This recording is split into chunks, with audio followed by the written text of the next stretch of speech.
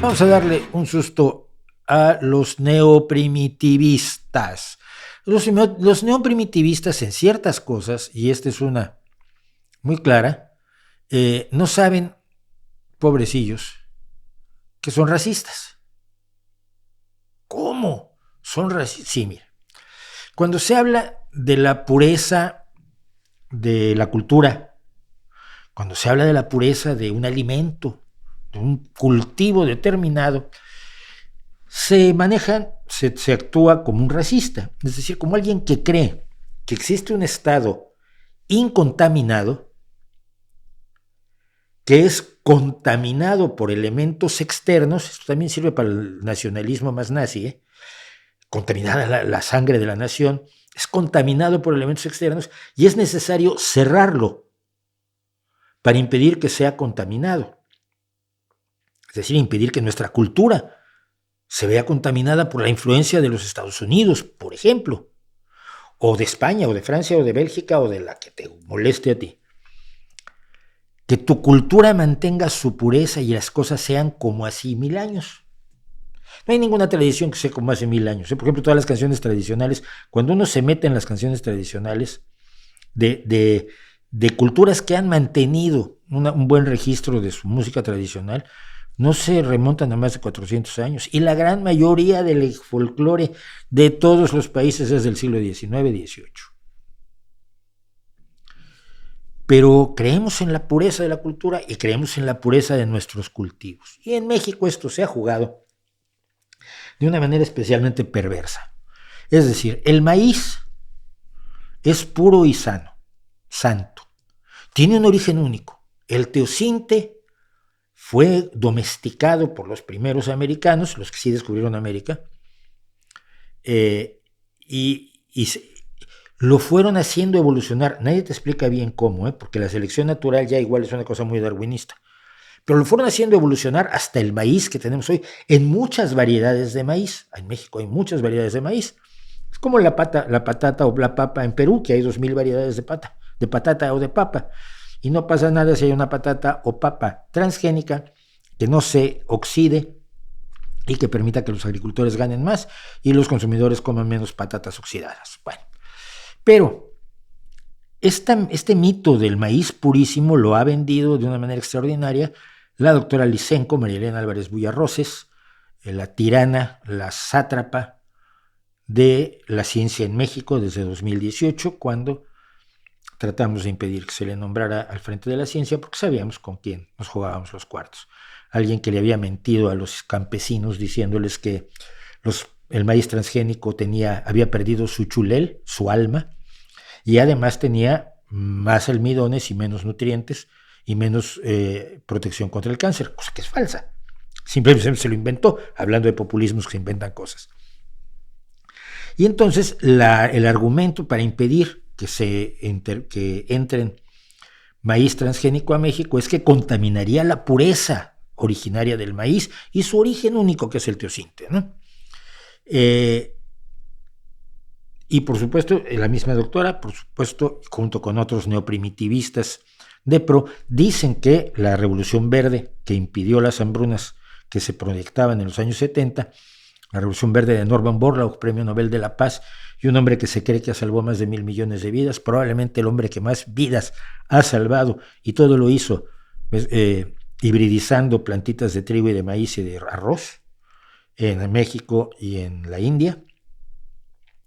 Que Norman Borlaug era un maldito y un malvado, porque la Revolución Verde es un horror, porque dejaron de ser puros los cultivos. Bien, pues una investigación publicada el 1 de diciembre en Science, la revista científica más importante de la historia, muestra que todo el maíz moderno desciende de un híbrido creado hace más de 5,000 años en el centro de México, miles de años después de que la planta fuera domesticada por primera vez. Se supone que no sé cuáles sean los últimos estudios, pero si los americanos llegaron de Mongolia, mis ancestros zapotecas llegaron de Mongolia hace 10,000 años a ocupar los terrenos de Mesoamérica, 10,000, 15,000, no sé cuál es la cifra actual, porque esto va afinándose la cifra conforme tenemos más datos.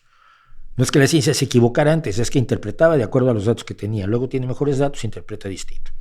10, 15 mil años llegaron por allí los primeros mexicanos, los primeros habitantes de lo que hoy se llama México, y domesticaron la planta. Pero hace 5,000 años nos dice Jeffrey Ross Ibarra, del Departamento de Evolución y Ecología de la Universidad de California, Davis, y autor principal del estudio, dice que el genoma del maíz moderno contiene una fuerte dosis de ADN de un segundo teosinte que crece en las tierras altas del centro de México. Es decir, estuvieron comiendo este pastito, porque todos son pastos.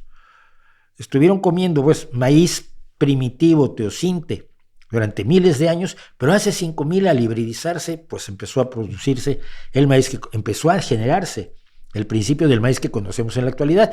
Descubrieron, después de analizar los genomas de más de 1,000 muestras de maíz y parientes silvestres que los tiene, descubrieron que alrededor del 20% del genoma de todo el maíz del mundo proviene de este segundo teosinte de tierras altas.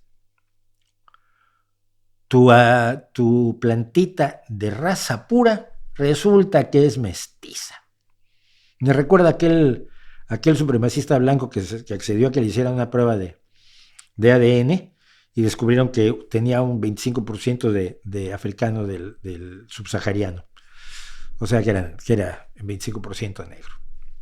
Luego lo echaron sus propios compañeros. Estos hallazgos sugieren que aunque el maíz fue domesticado hace unos 10,000 años, no fue sino hasta 4,000 después cuando se hibridó con el teosinte de tierras altas y despegó como un cultivo y alimento básico popular. Esto está respaldado por evidencia arqueológica de la creciente importancia del maíz en la misma época, es decir, fue creciendo la importancia del maíz en la alimentación de los antiguos mexicanos, por llamarles de alguna manera, aunque México no existía. El nuevo cultivo se extendió rápidamente por América y más tarde por todo el mundo. La búsqueda de por qué el teosinte de las tierras altas permitió que el maíz se convirtiera en un alimento básico aún está en marcha, dijo el doctor Ross Ibarra. Los investigadores encontraron genes relacionados con el tamaño de la mazorca, de la panoya que le dicen aquí en Asturias, quizás representando un mayor potencial de rendimiento y el tiempo de floración, lo que probablemente ayudó al maíz, un cultivo tropical, a crecer en latitudes más altas con días más largos, y la hibridación también puede haber traído un vigor híbrido, donde un organismo híbrido es más vigoroso que cualquiera de los padres, cosa que sabe cualquier agricultor que sepa de agricultura, no la doctora Álvarez Bulla, que en su vida ha cultivado más de hacer germinar un granito de soja de soya en un vasito con algodón y agua, o sea que de agricultura no sabe nada. Pero lo saben los agricultores que los híbridos tienen un vigor, un organismo híbrido es más vigoroso que cualquiera de sus padres. Los investigadores observaron que los segmentos genómicos del teosinte de las tierras altas contenían menos mutaciones dañinas que otras partes del genoma, las que procedían del teosinte al que adoraban hasta ayer Álvarez Bulla y su tropa de chiflaos racistas. Si bien la hibridación inicial puede haber sido accidental, es probable que los agricultores indígenas reconocieran y aprovecharan la nueva variación introducida a partir del maíz de las tierras altas. Este trabajo, por supuesto, nos permite pensar en mejorar uno de los cultivos más importantes del mundo, que es el del maíz, pero también entender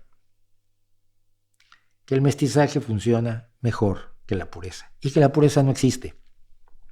Y que vamos a mantener la música mexicana pura, cuando la guitarra viene de España y el arpa viene de Grecia y el violín viene del centro de Europa, y esos son los tres elementos fundamentales de la música mexicana, pues es estúpido. No existe la música mexicana pura, purísima, no existen las culturas puras, purísimas. Muchos de los motivos de las artesanías mexicanas de hoy han sido absorbidos por ósmosis de otras culturas en los últimos 100 años, en los últimos 20 años. Siempre que una cultura está en contacto con otra se produce un intercambio, mestizaje cultural, mestizaje agrícola y mestizaje de personas. Y como sé que a muchos no les gusta, hay que repetírselos muy seguido.